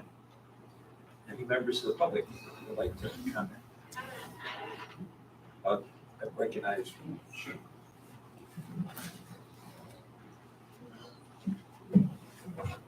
Thought you'd do it, Dave, without me talking to you. All I want to do is remind the board what my wife has asked in the first session. She's asking the board to strongly consider directing the clerk to do a hand count of the November election. In addition to what is already done through the machines. Okay? More and more information is coming out that was suppressed. I know I'm borrowing Rick's words, suppression, but it's true. He's not been lying. This information has been suppressed until now. And slowly, each case is being released from some lawyer somewhere, from some judge somewhere that is done with that case. So now it can be released to the public, which should have been released to the public in the first place. If you don't agree with that, you don't live in the same republic I do. We should have known this up front. Not now. It's a little late. But people have been coming up here all year long expressing that there is just not a whole lot of confidence in those machines. There are counties in this country that are working through courts. We have to go to courts and have a court judge say, we no longer have to use these machines. We can't elect, we can't adjudicate, we can't do something through our own politicians that we vote. We go to those polls and we vote for these politicians. That starts at the lowest level and it goes to the highest level. Everybody knows that. U.S. government 101, that's what it is. Why can't we have a hand count before the county actually turns in the numbers for the county? Once and for all, each and every machine will be checked via a hand count. I don't see a problem with that myself. I'll leave it all to you all. That's what she asked for. That's what we've been asking for. Thank you. Other comments? Good morning. Morning. Jane Beckwith, Marathon Township. I want to thank you again, Brian. You ask such great questions. I appreciate the questions. It's awesome. We need to be asking more questions. But I don't want it to stop with just certain subjects. I think these questions should continue across the board. So we've had members of our community today asking for you guys to ask questions and pursue election integrity. Hand count, why can't we, but the board doesn't seem to want to talk about that. So thank you for the questions, but let's expand the questions across the board to all topics that are brought up by the community. So please consider pursuing a hand count following the tabulators. It's very simple. We have many members of this community that are willing to go be trained so that they can do that. They are willing to even volunteer. However, I understand there's an election law, correct me if I'm wrong, that they must be paid. So I don't know, but I've been told that. But my point is, there are people in this community that are willing to do it for free, willing to volunteer their time. So please consider pursuing a hand count. Thank you. Thank you.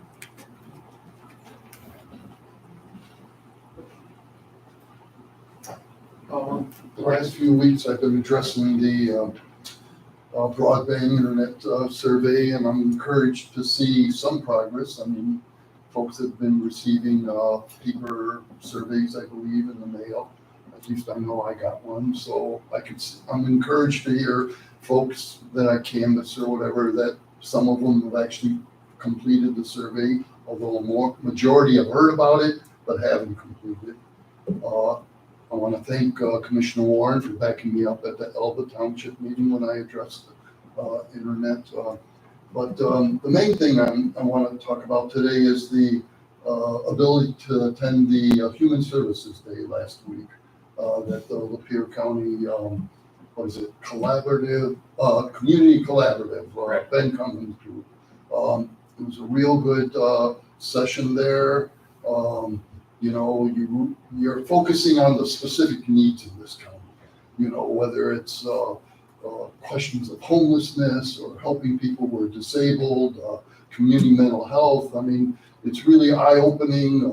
Seeing these statistics, you know, these paper numbers is one thing, but when you actually see the, you know, the first responders and the counselors and the therapists who address these needs, I mean, you take it to heart, and you can see the, you know, the responsibility that you guys hold in funding these different organizations. And I'm grateful that I was able to attend that meeting, and I know that a couple of other commissioner-elects also attended. So, you know, it's good to have sessions like that. That was a real a good event that we had there. Thanks. Thank you.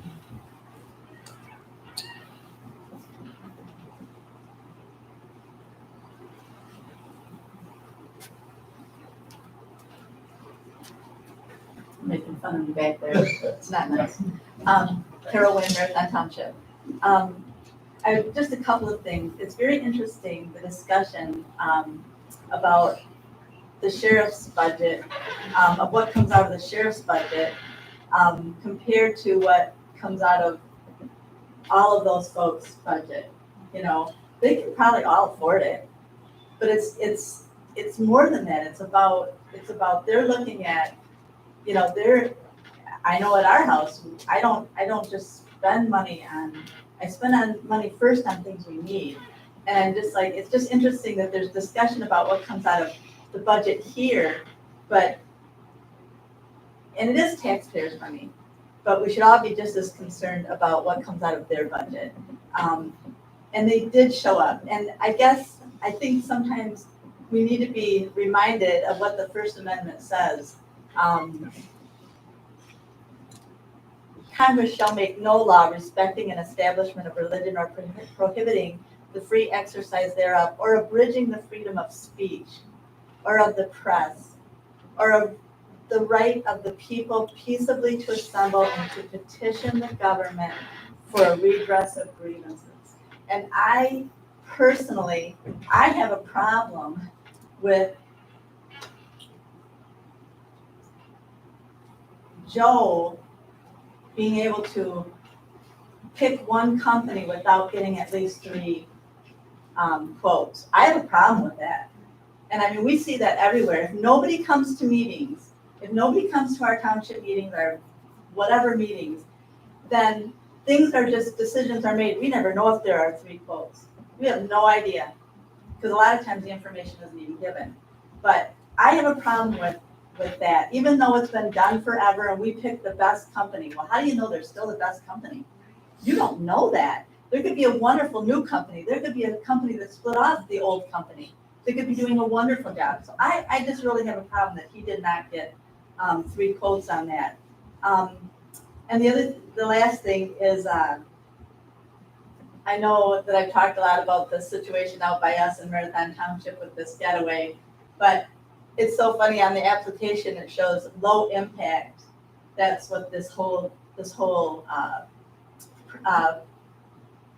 development was supposed to be, low impact. And if you go down our road and you see the machinery that is tearing up the forest, tearing through the forest, making roads for these little, whatever they are, it is definitely not low impact. It's not low impact on anyone. So I just hope you'll all stand up for the people. That's what, when we've been showing up for a couple of years now. And I know it's been really quiet since we showed up, but it's our responsibility to be here.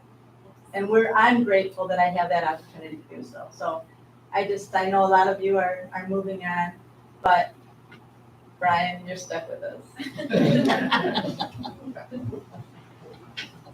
Any other members of the public that want to take comments? Seeing none, I would ask anything more we need to be aware of in terms of the internet survey. We got that reminder. Yes. Tomorrow is a very big day for Lapeer County. We are to submit for the NTIA middle mile grant It's earmarked right now as a $10 million project. If it comes through, this will place a middle mile ring throughout the entire Lapeer County, and putting in anchor institutions, which will set up for the last mile carriers to get it to the home. We are not doing to the home. We are creating the ring, which then other carriers can come onto. It's due tomorrow. We're going to be submitting for it. The survey itself, if you haven't told your neighbor, you can pick up a sign in the back.